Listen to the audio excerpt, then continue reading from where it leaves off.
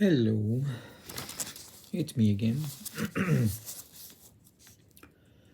remember a few years ago at U.S. probation of Puerto Rico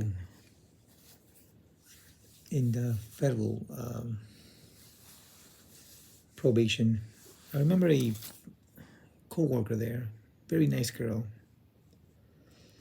I remember how she explained to me how she got her job. I'm not going to mention names because knowing human resources, they'll probably go after her, the tiny fish in the pond, when they should be going after the big fish, which we'll talk about in this video. Very quickly. I've mentioned them before. But I remember she told me that her boyfriend was very good friends with one of the big guys up in probation, and that's how she got her job. Of course, we always talk about these things when it comes to small companies or even local government, small government. But we never mention that about federal because we always think federal is so perfect and so proper and so correct in everything they do, when in reality that's a total lie. It's an illusion and it's false. And I know a lot of people at large believe that the federales, oh my God, they do things so right, so correct. Big lie, huge lie. Right now, as you can see, this is an article on what is nepotism. I'm going to read like 2 or 3 paragraphs on it. And you guys decide, based on this story that this female mentioned and a few others.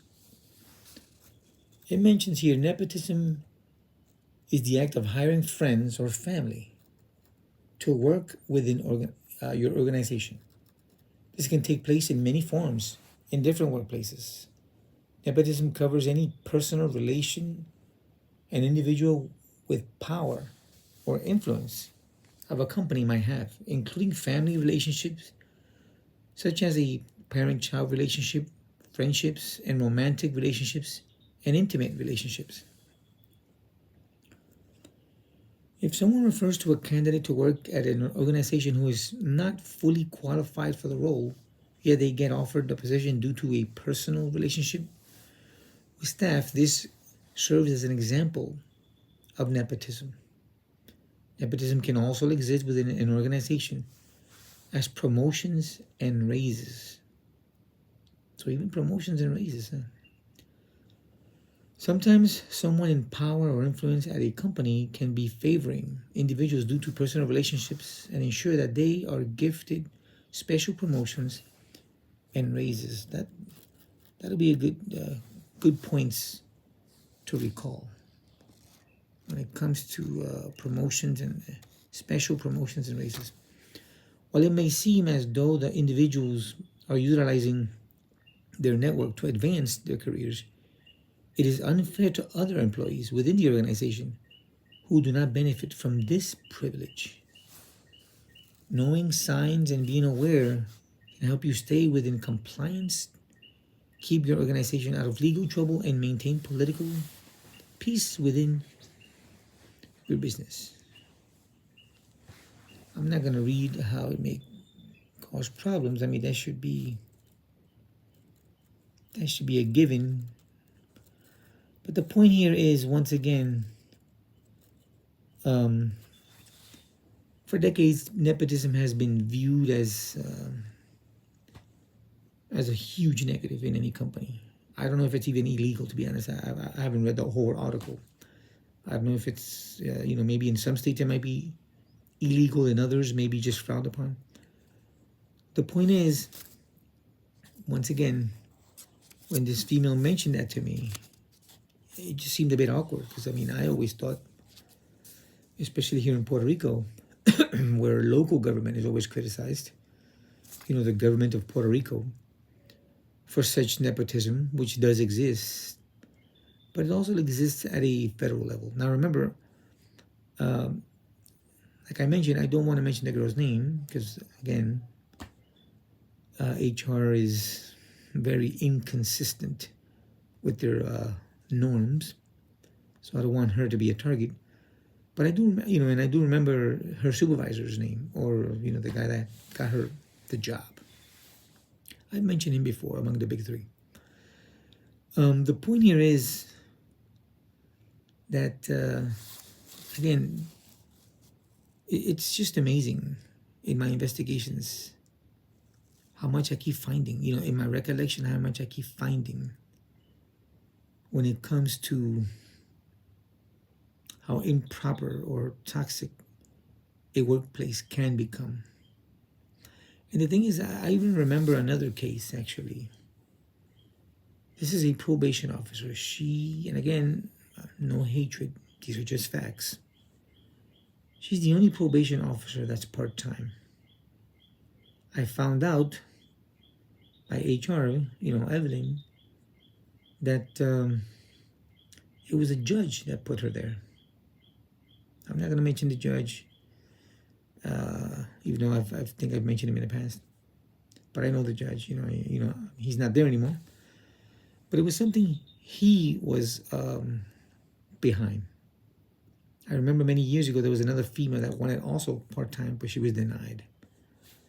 Obviously, she did not have the backing or the support of somebody, like I mentioned there, of power or influence. Let me just mention her name. Her name was Catherine. I remember she wanted part-time. She told me herself. She's no longer there. But of course, she had no judge backing her up, to support her in this nepotism. And she was not looking for, a hookup necessarily. But again, you can also emphasize the fact that federal government is as corrupt as any other government, local government. I also recall, and I remember mentioning this to Michael, jokingly, of course, because nothing's sure when it came to this conclusion of mine. But I remember there were student interns that would work in the judges' chambers. I remember one of them their last name was Fortunio, which I remember I told Michael, that last name is not that common in Puerto Rico. And at that time, guess who the governor was? Fortunio. And then there was another student, another student intern, which his last name was also Casellas. And I'm like, another big question mark. And Casellas, well, he was a federal judge that already passed away. And at the time, yeah, he was alive. He was, I believe he was in Old San Juan as a senior judge. And then, we both laughed, and didn't say much more. Because again, it almost seems like, again, hookups, the proper word is like mentioned here in this article, nepotism, from part of, these friendship connections, political connections with governors, judges, federal judges that can pretty much say, I want this person here, and that's it. I want this student here, and that's it. I want this probation officer part-time. And again, one of the big three, hiring a female because that was his best friend's girlfriend at the time. So when you work, once again, in these poisonous waters of toxicity, you can see that even nepotism has a place in U.S. probation and U.S. District Court of Puerto Rico. But that's not all. I've mentioned these in the past, which I'm going to mention again, again by name.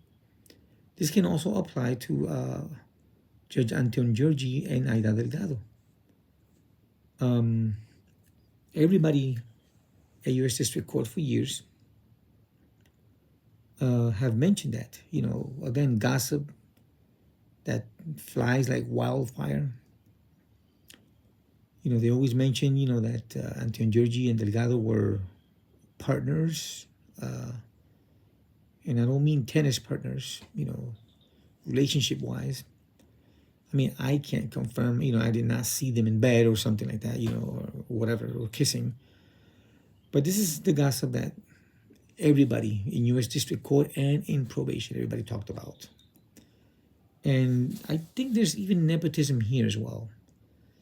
Because once again, like I mentioned before, Ida is still a federal judge. Her partner or friend or whatever it is, I know that I know for a fact they were close friends because I saw them personally. Like I mentioned before, in a lineal, in the lineal, which is a walking park in Puerto Rico. I saw them one Sunday morning. Me and my wife were walking, and we saw them both walking, so they were very, very friendly. And I remember Gladys once told me that they saw them in Costco, or she saw them in Costco. So again, it's not a simple coincidence, that they had, they have been seen. Sorry, in intimate scenarios. The point is, once again, even federal judges, and close, intimate relationships have also lent itself for nepotism at the federal level. The only difference here is I would say that Ida would have, in this case, would have used DEI as a justification for her nepotism for her, again, partner. And here's one thing I want to emphasize, which I read in this article. You guys can read it here with me. Nepotism can also exist within an organization as promotions and raises. And funny thing is that Antonio Giorgi was clerk, thanks to the influence of her partner Aida Delgado. But then she was promoted very quickly to federal judge in less than 3 years.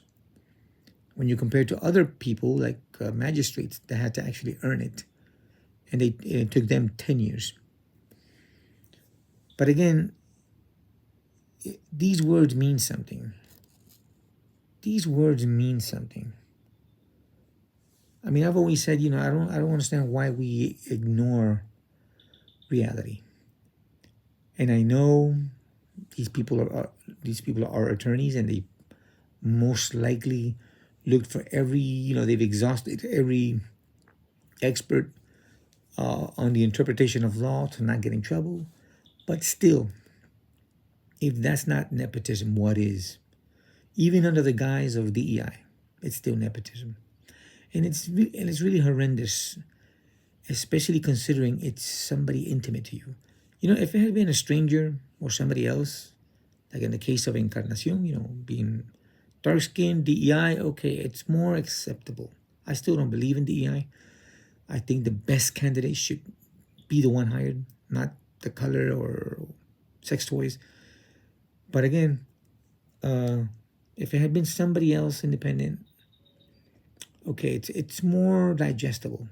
Like, again, the case of Encarnacion and in the case of Ray, it's more digestible. I still don't believe it, but it's more digestible. Versus your intimate partner. I mean, I don't know. I mean, it's just disgusting, the things that I saw while I was working there. And this is the poison that flew through my blood all that time. This is the poison that makes people disrespect the institution or not respect it at all. Because again, not that you intentionally want to disrespect, but you just lose respect when they do these things. When there's these huge conflicts of interest that I've mentioned before. This is horrendous. Again, so nepotism doesn't exist anymore? Is that it? But this can even be worse, to be honest. This can even be interpreted worse. In the past, people would advance due to sexual favors. That has always been seen as a huge negative, a huge no-no. Well, the same thing can be applied here. when it comes to Anton Georgi and Aida Delgado. I mean, again, it could easily, how many times, even on movies, you see that sometimes a woman would, have intimate relationship with a man to advance because she knew, if I'm with this guy, yeah, he can advance my career. Look at the case of Weinstein, those so-called victims. Well, 10, 20 years ago, those women, these women, slept with him. Why? Because he was beautiful, handsome guy? No, because they knew they would advance. 10 years later, now they're victims under the Me Too garbage or other ideologies. The point is, again, when you analyze this scenario, the quickness of Anton Georgi's acceptance as a clerk with no previous clerkship experience, but she had the hookup with her very influential partner, and then in 3 years she became federal judge. Again, promotions. I mean, if that's not nepotism, what is? Of course, the clause of the EI justifies nepotism. You can't do that. I mean, again, DEI, do it with somebody else. And it's ironic, like I mentioned before. I remember Evelyn in HR in probation once told me that this same Aida Delgado made a big deal with Babylonia for the same reasons, for the same, nepotistic reasons, but now she did it. I mean, I'm paraphrasing her words, but that's what she in essence said to me. So, again, we see a lot of disgusting behavior of nepotism at the federal level, something that has been frowned upon. I don't know. I'm thinking it's illegal because I remember, in some part it mentioned, is it illegal? I guess there's a definition for when nepotism is illegal. I don't know. I'm not an expert on the legality of nepotism, but it's still something that's a negative. It's a frowned upon. And we've always, at least here in Puerto Rico, we've always criticized local government for people hiring relatives and friends, and that's why the government is so corrupt and so inefficient. Yet at the federal level, there is no difference. Really, there isn't. And these are just examples that I know. Who knows how much more has gone on? Who knows how much more? And like I mentioned, I recall there is a female there. Again, this is the older school employees mentioning that there's a female there that's still there, unless she retired in the last year, that had also a very intimate sexual relationship with a judge. And that judge put her there where she is right now. By coincidence, it's the same judge that made the probation officer part-time. The same judge. So whoever's listening, if any of you guys are listening that have partaken and enjoyed from these benefits, from knowing somebody with power and influence, again, I have nothing against you, no hatred, just facts. Facts that nobody likes. I mean, I have facts I don't like either. I'm not perfect. Nonetheless, this is the reality of U.S. District Court of Puerto Rico and probation. So again, people, if you think the federal government is perfect and ideal and the great example for all other forms of government, it's pretty much all the same. Again, it's pretty much all the same. I'm neutral when it comes to government. I'm neutral when it comes to political parties. I don't care for that. But I'm not so neutral when it comes to workplace toxicity of this level, because it does affect us. It affected me. I lost respect for the federal government, honestly, and for that entity. So if at any time I did sound disrespectful to HR or whoever, well, it's kind of the poisonous waters that I've been swimming in for many years. It's not necessarily, an individual problem. But once again, nepotism is something well practiced in these two agencies. DEI legitimizes nepotism. I mean, I don't think DEI was for somebody to promote family members or intimate friends. I don't think that's the purpose of DEI. That is something that truly needs to be investigated, because it's not for intimate friends or family members. Again, I still don't agree with DEI, but if you're going to do that, do it the right way. Do it the ethical, the moral way, not the conflict of interest way. Because these are the things that poison the minds and the hearts of those that got in there the right way, that actually earned their way there without no hookup, without no, again, special connections. Which again, connections, or these, just watch movies. When it came to mafias, hey, I know a guy. Hey, I know a guy. That's never been looked upon in a good way. So why should the federal government be mafia-like? Again, this is food for thought. This is my investigations based on my recollection of the many things I saw happen at that federal building. It's disgusting. It really is. And I know nobody's gonna care. I know nobody's gonna investigate, because they only investigate you when they just want to get rid of you, when they don't like you, when they want to target you. That's where the moral consistency, it's not there. There is no moral consistency, at that agency. And I keep finding more. Again, I try not to think on this, but it's just so overwhelming.